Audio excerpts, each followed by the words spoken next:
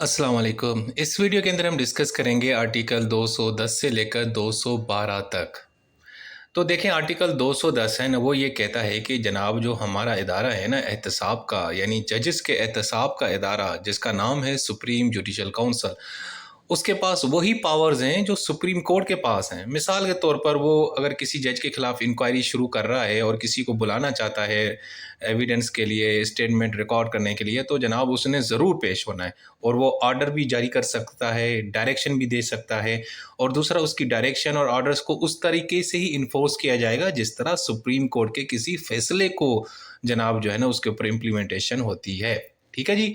उसके बाद है आर्टिकल 211 में ये लिखा गया है कि जनाब ये सुप्रीम जुडिशल काउंसिल की जो प्रोसीडिंग होती हैं, यानी वो जो प्रोसेस होता है उनका इंक्वायरी का, या वो जो रिपोर्ट बना के प्रेसिडेंट को भेजते हैं, या वो फिर जब जज को रिमूव करते हैं उसके ओहदे से, उसको आप कहीं पे भी चैलेंज नहीं कर सकते। यानी सुप्रीम जुडिशल काउंसिल का कोई भी काम आप किसी भी जगह पे चैलेंज नहीं कर सकते। ठीक हो गया जी। उसके बाद है आर्टिकल 212। ये कहता है कि जनाब हमारे जो लॉ मेकर्स हैं ना, कानूनदान जो कानून बनाते हैं पार्लियामेंट में, जो हमारे एमएनए, एमपी और सेनेटर बैठे हैं, ये जनाब एडमिनिस्ट्रेटिव कोर्ट्स और ट्राइब्यूनल्स बना सकते हैं, उनके ऊपर कानून साजी भी कर सकते हैं। और ये जो एडमिनिस्ट्रेटिव कोर्ट्स और ट्राइब्यूनल होंगे, ये इनका क्या काम होगा यार? ये काम करेंगे कि जो सरकारी लोग हैं ना और सरकारी इदारों के खिलाफ आपको अगर कोई शिकायत है ना, तो उनके मामलात ये सुनेगा। यानी मिसाल के तौर पर आप हुकूमती कोई मुलाजमीन है, सरकारी मुलाजमीन, उनकी टर्म्स एंड कंडीशंस क्या होंगी, उनके खिलाफ किस तरह एक्शन लेना है, ये सारा कुछ। या मिसाल के तौर पर अगर हुकूमत का कोई काम आपको मुनासिब नहीं लगा, आपको शिकायत दायर करनी है, उनके एम्प्लॉयज़ का मामला या उनके बीच के जो मामला थे, यानी सरकारी लोगों के आपस में जो झगड़े होंगे ना, वो हम इन ट्राइब्यूनल्स के अंदर सॉल्व करने की कोशिश करेंगे। इसके अलावा कोई प्रॉपर्टी है जिसको एनिमी प्रॉपर्टी भी कहा जाता है, वो भी मामला इस एडमिनिस्ट्रेटिव कोर्ट्स और ट्राइब्यूनल्स में।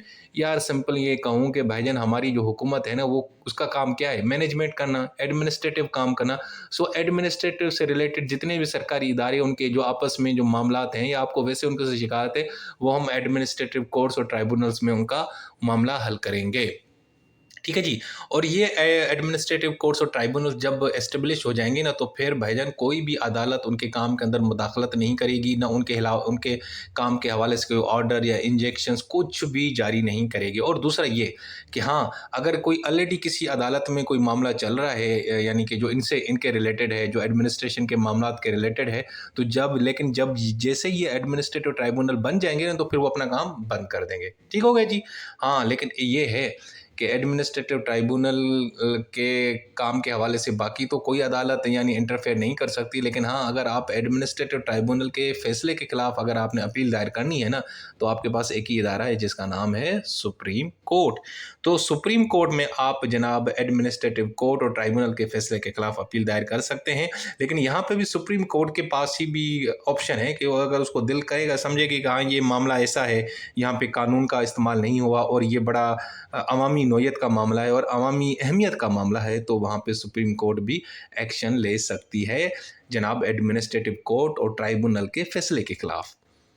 सो दोस्तों, ये थी जनाब एडमिनिस्ट्रेटिव कोर्ट्स ट्राइब्यूनल। सिंपल ये हुकूमत रिलेटेड मैटर्स को देखेंगे, ठीक है। जब एक दफ़ा बन जाएंगे तो बाकी अदालतें इनके काम के अंदर इंटरफेयर नहीं करेंगे और आप इनके खिलाफ अपील सुप्रीम कोर्ट में दायर कर सकते हैं। लेकिन अगर वो कोई लीगल क्वेश्चन हो, बड़ा अहम मामला हो, अदरवाइज सुप्रीम कोर्ट लिफ्ट नहीं कराएगी। ठीक है जी।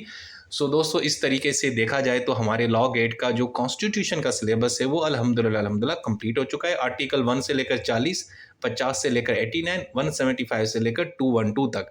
और ये मैंने आपको सब के सब जो अपडेट, यानी 26वीं आईनी तरमीम के बाद जो चीज़ें तब्दील हुई हैं, वो मैंने ऐड करके आपको ये सारा समझाया। तो ये बिल्कुल लेटेस्ट और फ्रेश है। ठीक है जी। अपना बहुत सारा ख्याल रखें। नेक्स्ट वीडियो में हम जो दूसरा हमारा पार्ट है लॉ गेट के सिलेबस का, हम उसको डील करेंगे। हम इंशाअल्लाह ताला सब कवर करेंगे, लॉ गेट के सिलेबस कंप्लीट कवर करेंगे, ताकि आप जब भी लॉ गेट का टेस्ट देंगे 1 साल बाद, 2 साल बाद, तो आपको कोई भी परेशानी या दिक्कत ना हो। अपना बहुत सारा ख्याल रखें। Take care. अल्लाह हाफिज़।